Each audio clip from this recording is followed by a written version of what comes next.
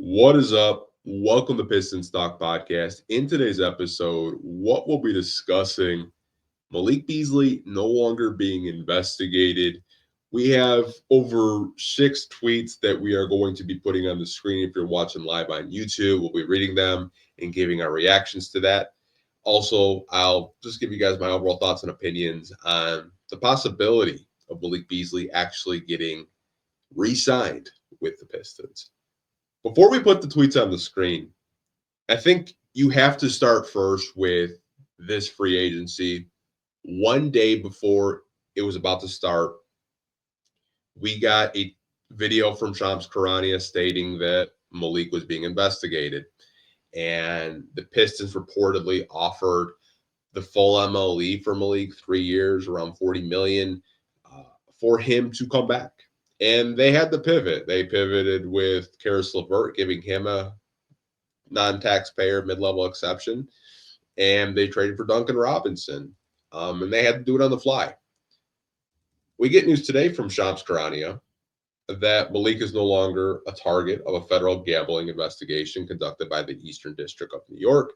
His attorneys, Steve Haney and Mike Shatter, told ESPN this potentially reopens free agency for one of the NBA's top shooters. Now, he's no longer a target of these federal investigations. He was being investigated for prop bets and just gambling in itself. So I think what Shams did say is true. Malik Beasley, if you look at free agency right now, he's probably one of the better available free agents. I mean, you got guys like Al Horford, who still hasn't signed, Malcolm Brogdon, Russell Westbrook, and you add Malik on there.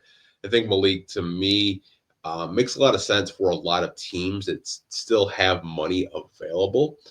Pistons do have money to re-sign him. We'll kind of get into what they can possibly offer him. But I think there will be a lot of suitors for Malik. Now, a few weeks ago, we had a topic on the podcast. You guys probably remember Brett Siegel. He's a clutchpoints.com national reporter. And this was what he was hearing with the Pistons final roster spot. And he said, lots of people have been asking about the Pistons' 15th roster spot. My understanding is they're keeping a spot open for Malik Beasley pending his off-the-court problems until the gambling investigation is over. His future remains a mystery. So that was a few weeks ago. That's what Brett was hearing in NBA circles. And he's a national reporter, so he hears news just like Shams, just like a lot of these guys like Jake Fisher, Mark Stein. So Pistons were keeping that door open just in case these investigations, got swept under the rug. Now, they still have a standard roster spot open. There's a way for them to give Beasley a slight upgrade in a pay increase of what they offered him last year. And Keith Smith laid it out right here. It says the Detroit Pistons still hold Malik Beasley's non-bird rights as an unrestricted free agent. Detroit can offer Beasley a contract starting at $7.2 million. Detroit is just over the $21 million under the luxury tax with one standard roster spot. As a UFA, Beasley is free to sign with any team. Now, the Pistons can pay him $7.2 million.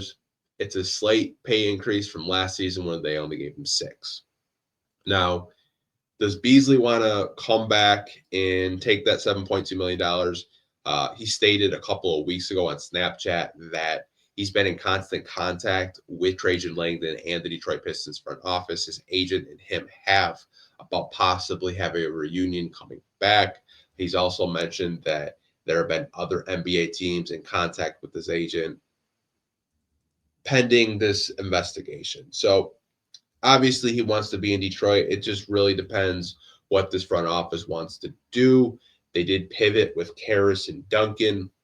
They do have that one standard roster spot that Brett mentioned. So I think it's really interesting just how everything's unfolding right now. Pistons have a pathway to re-sign him. They also have a roster spot open if they want to bring him back. Now, there is going to be some competition for Malik. And there are teams in the NBA that have more than the $7.2 million. And Keith Smith laid it out right here. Now, these are the teams that could outbid Detroit. So Brooklyn has the most cap space in the NBA right now. As of recording this video, they have $15 million in cap. The Charlotte Hornets have their non-taxpayer mid-level exception at $14.1 million. Chicago's the same thing, $14.1 million of non-taxpayer mid-level exception. The Indiana Pacers have 13.5 of the MLE. Miami has 7.3 of the MLE. Oklahoma City Thunder, I don't even know how, they have $8.5 million of the non-taxpayer mid-level exception. The Sacramento Kings have 7.3 of the non-taxpayer MLE.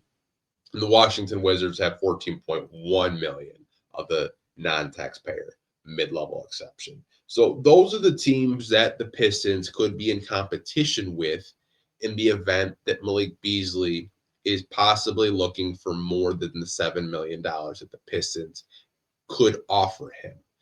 I'll just take Malik Beasley's word right now at face value. He has said that he wants to come back to Detroit. He said that he wants to stay here. He likes the culture. He likes JB. He likes playing in Detroit. You know, his mom is from here. He's got family from here. His grandma's from here. So obviously there are some connections with the Detroit Pistons. And I'll just kind of leave it at that for right now before we kind of just, circle back and I'll give you guys my thoughts on it. There are a couple more tweets I do want to get to. This comes from Keith.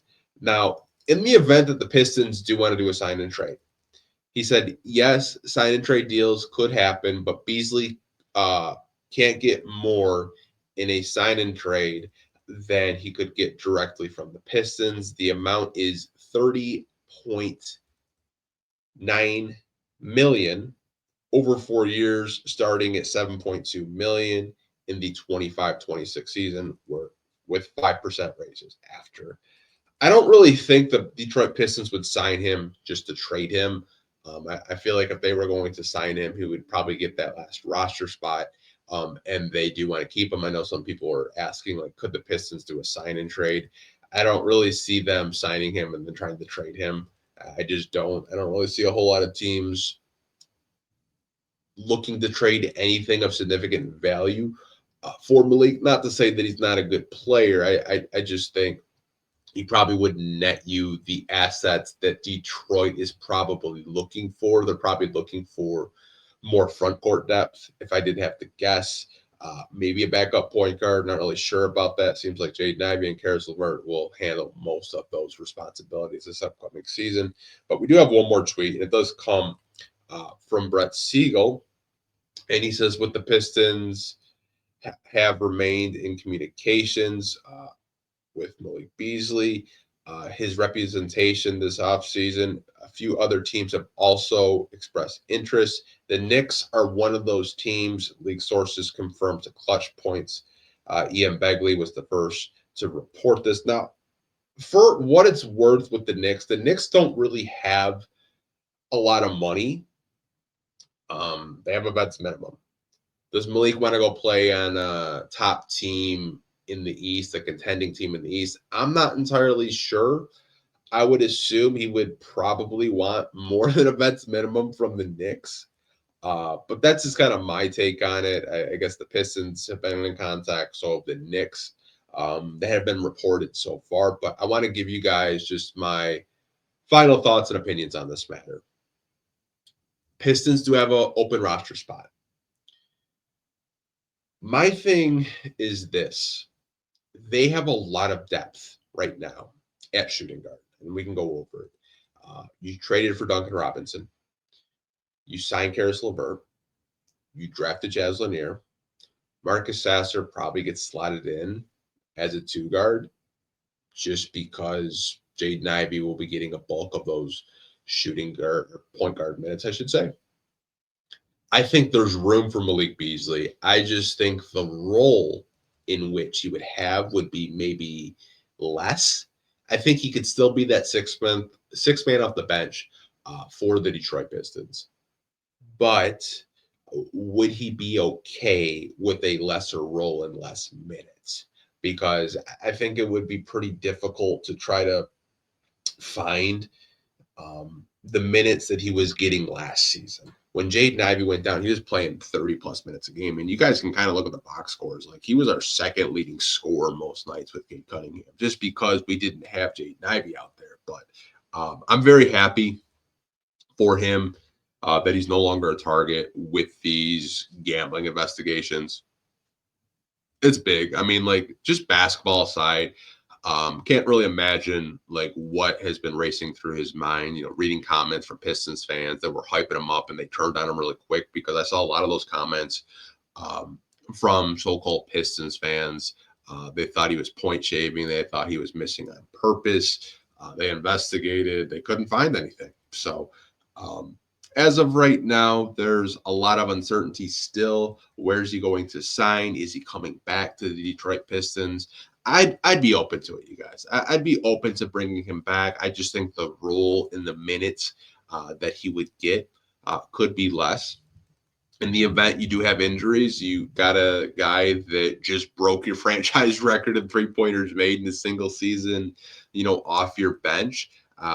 I think having another three-point shooter would be huge. Having a Duncan Robinson and a Malik Beasley and a Karis LeVert, off your bench, I think would be such a luxury. You could do a lot of creative different things with the second unit, or, maybe you need more three-point shooting to close out a game.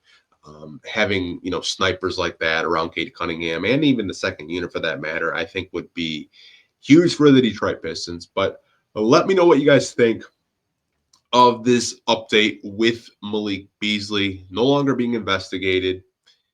Free agency looks like it's going to reopen for him. Are you hoping that the Detroit Pistons do sign him, or have you guys kind of moved on and you want to use that final roster spot on a different position? Let me know down below in the comment section, and I will talk to you guys down there. If you're watching live on YouTube, if you're an audio listener, love to hear from you guys as well. What do you think of the Malik Beasley no longer being investigated with this breaking news that we did get today? Do want to give you guys a quick little update. So we will be doing a podcast this Sunday with Pistons Jack. We're going to be playing a game that we did last summer. If you guys remember, if you're subscribed to this YouTube channel, you guys really like this game. It's called Pistons Squares. We're going to be filling out a square sheet, and it's just kind of questions of each individual player on the Detroit Pistons roster right now. Should be a really fun podcast. Again, that will be on Sunday around 7 o'clock. But until next time, you guys, hope you guys have a great weekend. Take care. And as always, go Pistons. Peace.